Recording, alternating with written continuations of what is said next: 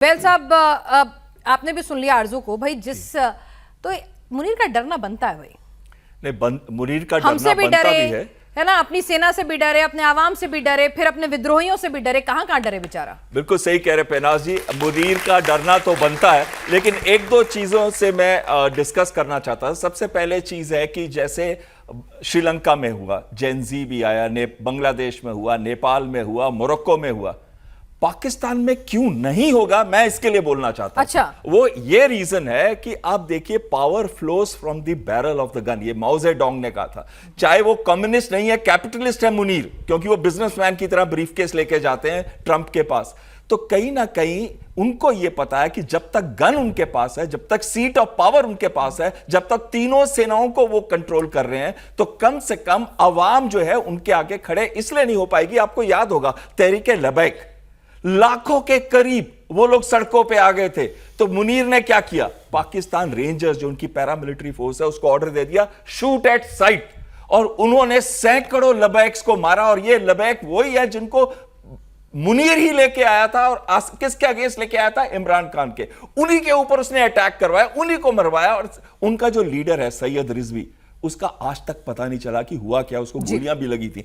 और एक चीज बड़ी आसान होती है, जब आप निहत्थे होते हैं उनको मारना बहुत आसान होता है अगर दूसरे के पास बंदूक है। और ये एक बहुत बड़ा रीजन है कि जो पावर उसने कंसोलिडेट कर लिया और जो वो अपने आप को लाइफ लॉन्ग इम्यूनिटी दे दी है उसने, आसिम मुनीर ने, तो उसके ऊपर नेक्स्ट कुछ साल तक खतरा आना मुश्किल है, अनलेस कोई ऐसी सिचुएशन होती है जो भारत जिसमें इन्वॉल्व है, तो वो एक अलग बात है। नहीं, आखिरी चीज मैं कहना चाहता हूं, तब भी इमरान खान की जो लास्ट पोस्ट है 5 नवंबर की, बिल्कुल उसके बाद दोबारा से उसकी कोई पोस्ट नहीं आई, 24 दिन से वो मिसिंग इन एक्शन है।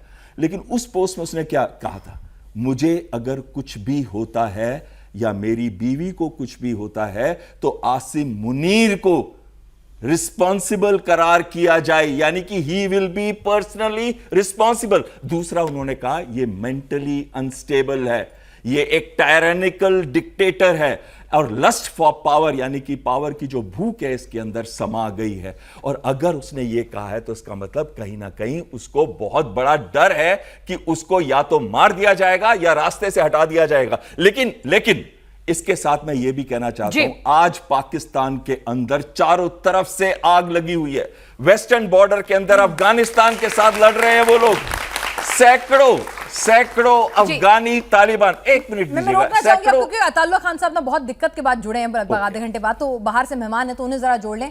खान साहब, यहां पर ये सब कुछ आपके नेता ठीक ठाक है, दरअसल ये सब कुछ इसलिए किया जा रहा है, एक थ्योरी ये भी निकल कर आ रही है कि मुनीर साहब ने खुद को सर्वा बना लिया, संविधान में संशोधन करा लिया, दुनिया भर में किरकिरी हो रही है, लोग अपोज कर रहे हैं, तो ध्यान भटकाने के लिए इमरान खान साहब जिंदा है कि मुर्दा, खबर फैलवा दो।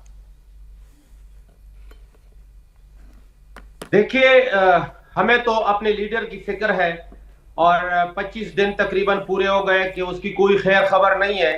हमारे केपीके के जो सीएम हैं वो मिलना चाह रहे हैं, उनकी बहनें मिलना चाह रही हैं, उनके लॉयर्स मिलना चाह रहे हैं, वो उनके पास हाई कोर्ट का हुक्म मौजूद है, हम कंटेम्प्ट में भी गए हैं, लेकिन उसके बावजूद इमरान खान साहब तक रसाई जो है वो मुमकिन नहीं है।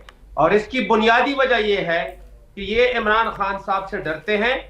इन्होंने अभी आईएमएफ की एक हफ्ता पहले रिपोर्ट आई है, 5300 अरब रुपए की करप्शन की है, और 27 अमेंडमेंट कॉन्स्टिट्यूशन में करके इन्होंने इम्यूनिटी ली है, इन्होंने इस्तिस्ना लिया है कि जो फील्ड मार्शल हैं, जो हमारे प्रेसिडेंट है, वो कुछ भी करें उनको लीगली आप कोर्ट में भी नहीं लेके आ सकते। ये दुनिया में कहां होता है। देखिए, हम जो इंटरनेशनल मीडिया को ये बताना चाह रहे हैं कि इस वक्त पाकिस्तान में जो ह्यूमन राइट्स हैं वो बिल्कुल मुअत्तल हैं। हमारे वर्कर को गिरफ्तार किया जाता है, हमारी खवातीन वर्कर को गिरफ्तार किया जाता है। अगर हमारा कोई वर्कर नहीं मिलता तो उनके बहनों को, उनके भाइयों को अरेस्ट किया जाता है।